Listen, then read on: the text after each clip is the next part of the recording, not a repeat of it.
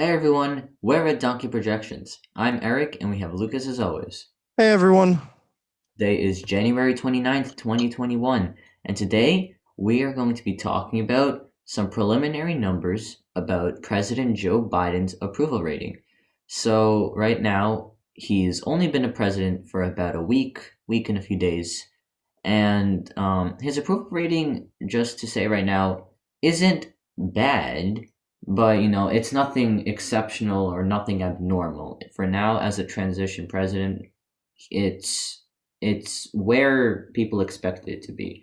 So we're going to be talking about some of this data, comparing it to previous presidents, and then we're going to be talking about how Biden's approval rating could help or hurt, depending on how it goes, the fate of the 2022 midterm elections. And with that being said, let's get right into it.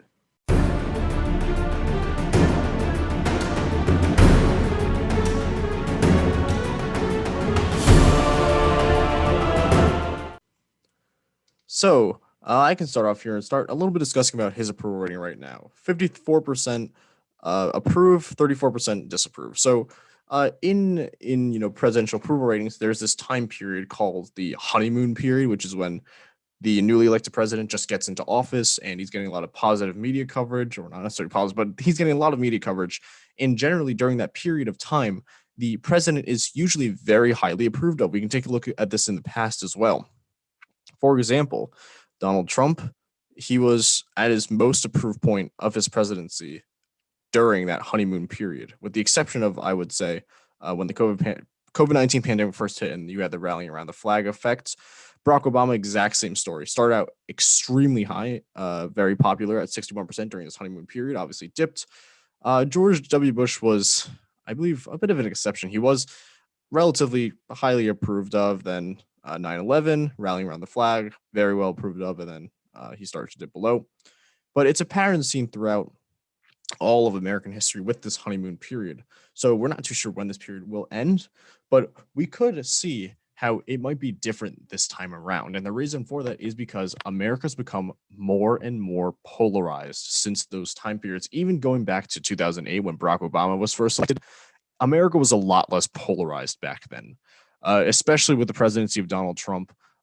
America has been very, very divided, and I really don't expect Joe Biden's approval rating to be like soaring high because even though he's been pushing for unity, I don't think that anyone really can unify America right now because of how broken it's been. So, comparing him to past presidents, he is higher than Donald Trump. He has always had a favorability rating higher than President Trump or former President Trump now. He is lower than Obama. That makes sense. Obama did go in very, very popular, higher than George W. Bush. He's about the same. Let me actually zoom in a little bit. About the same with Bill Clinton, literally the exact same line.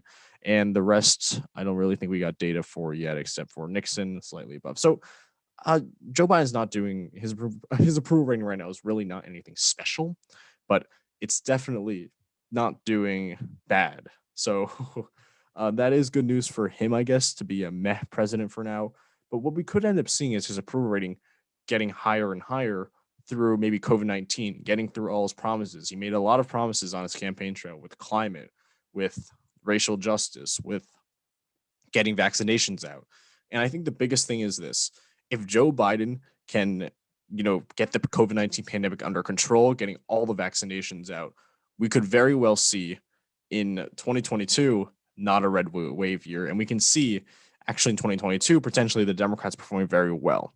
And this is a perfect leeway into our next section where we talk about how the approval rating might end up affecting the midterm elections. And I'll start off with you, Eric. We can kind of discuss Donald Trump during this midterms time. So let's take a look at Donald Trump's approval rating around the time of November of 2018. That's when the 2018 midterm was, November. So it was, I think, in the middle between his honeymoon period, as Lucas described, and a low point that he had. It was not, compared to other presidents, it was fairly low. But in his presidency, it was right in the middle. So it was nothing way too powerful to kind of sway voters or to kind of make voters think, wow, his approval rating is exceptionally high. There is a general consensus of how good he is, and maybe I should vote for the people of his party. Then that didn't necessarily happen, right? We did see a fairly blue wave in the House specifically, where the Democrats gained like 40 seats. So I'm not sure if his approval rating necessarily helped. The Senate remained in the Republican majority, but the House had huge gains for the Democrats. So what does this tell us? So if Biden continues to have a fairly okay approval rating for the president that he's trying to be, 54%, anything above 50, of course, of the majority of approval, that really could sway voters' opinions. They could be, oh, Biden, who represents the Democratic Party, isn't doing too bad of a job trying to get our country back on its feet after a very um, serious pandemic. So that could really, break any conventional patterns that we were seeing, right? Like Republicans taking back legislatures during the second year of the opposite president's party. It may break those patterns because of the types of polarized and strange times that we're just in. Right, and I feel like you make a good point there that it's kind of like even if uh, President Biden were to like get the COVID-19 pandemic under control or get out these vaccinations, and even if he fulfills all these promises, considering how divided America is right now, I don't think his approval rating can go like 70, 80%, what we saw during the Bush presidency. There's no way that is going to happen. But if it's relatively high, if he does get credit for vaccinations, if he does get credit for getting the pandemic under control, we could be seeing historical precedent being broken. And as Eric mentioned, we saw, you can argue it was a blue wave year because you saw 41 seats in the House being flipped to the Democrats. You had districts that weren't even expected to go blue that went blue. You had Joe Cunningham, you had Kendra Horn, you had TJ Cox. You had a bunch of Democrats picking up seats. But then, if you look at the Senate side, you also saw Republicans picking up seats. You saw Florida, which I don't know anyone who expected that. Missouri, Indiana, North Dakota, those were a little bit more expected, of course. Um, so I wouldn't really call it a red wave year or the Republicans even did well because these were all expected seats, with the exception of Florida, to go red. And you got to look at how the Democrats still held on to many of these seats, especially like Joe Manchin in West Virginia. He stayed in, even though Patrick Morrisey was the Attorney General of West Virginia. He still held on to that. You had John Tester, who still kept on onto his seat as well. So even though Republicans picked up seats, they didn't necessarily do incredibly well in that election. So heading into 2022 now, these maps look more interesting now. Talking about the House elections, even if Biden has a spectacular 2 years, to be 100% honest, I still do think that Republicans will take back the House. And the reason for that is because redistricting is going to occur, and the Republicans are more favored in these redistricting processes, considering the number of governorships that they do hold. Every state does have a different process on how they draw the state legislature, or sorry, not they draw the new district maps.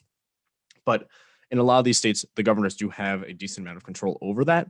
And the fact that Republicans do hold a decent number of these states, that's going to be an issue for Democrats. And they could see a lot of gerrymandering happening and a lot of Democrats losing their seats as a result of it. So we could end up seeing that happening in the House. In the Senate, on the other hand, and we'll discuss this in many future videos, we could see Democratic pickups, and it's almost going to be like a reverse 2018, where we see pickups in the House for the pickups in the Senate for the Democrats, but pickups in the House for Republicans. That's entirely possible. Now, again, nothing's said and done. This is still very, very early. We're really talking about hypotheticals here, but this midterm election really might break past president. Of course, it depends on how well Joe Biden does, how well he handles the economy, how well he can get America to bounce back. I think in 2010, the reason why it was a red wave was because there was a lot of people that were against having against the ACA, against the weak economy that was happening. So we could see something different this time. So another perspective that we can take a look at is Biden's general like personality going to kind of not attract voters to the polls. Let's take 2018, for example. We know that Donald Trump was president at that time, and, he was fairly unpopular among, American citizens. And he played a huge factor into, the midterm election because people that were voting thought, I don't want to vote for a president who is associated with this certain party. So therefore, I'm going to vote for another party. So you see how like his unpopularity and his very famous basically or infamous unpopularity kind of dissuaded people from voting for him. Biden for now is not doing anything like extravagant, right? Like he's doing his best to transition from a previous administration and kind of delivering what is bare bones needed to the people. And he's not attracting any citizens too much to go to the polls in 2022. I'm not gonna say never because it is possible that something may happen. Maybe something completely unrelated to current events. But if he does an exceptionally good job on vaccine distribution and monetary aid to different types of people, he could maybe get an excessive amount of approval, which could influence voter turnout. I mean, I think I definitely agree with you on that point, but I think something else important to point out here is that even if President Biden is super approved of and has soaring approval ratings, uh, the question is that going to be enough to drive Democratic turnout out? And I think a big question of that is what we're going to see in this 2022 midterms. In 2018, with President Trump having such a big factor in the midterms, it greatly drove Democratic turnout, as you said, because he was very unpopular and they didn't want to, and the young voters especially wanted to come out and vote against any candidate that supported him. 2022, with Donald Trump no longer that present in the scene anymore, without that type of unpopular figure that a lot of the young people didn't like, can the Democrats drive up turnout enough so that they can all vote against such a type of character and result in keeping several key Democratic seats, such as in the Senate and in the House? I think that's going to be a huge question to see if can President Biden, even at his most approved point, can he still drive up Democratic turnout like President Trump's unpopularity did in 2018 for Democrats? And I'm genuinely not too sure yet on that question. And we have to wait and see when we get a little bit closer to these midterms, how much President Biden really plays a role in this. If he's very strongly disapproved, we're probably going to see high Republican turnout against his presidency, like we saw in 2010, 2014. Now, if he's extremely approved, will we see the same thing with Democrats coming out and voting? Or will it still not be enough to energize the base, such as someone like Donald Trump has done, because he is both loved and very much hated, that he was able to drive out turnout from the Democrats? And that is the end of the video for today. Thank you all so much for watching. We will be covering this election very extensively on our channel. If you like this episode, please hit like one. If you like our content, please subscribe. We'll see you in our next episode tomorrow. See ya.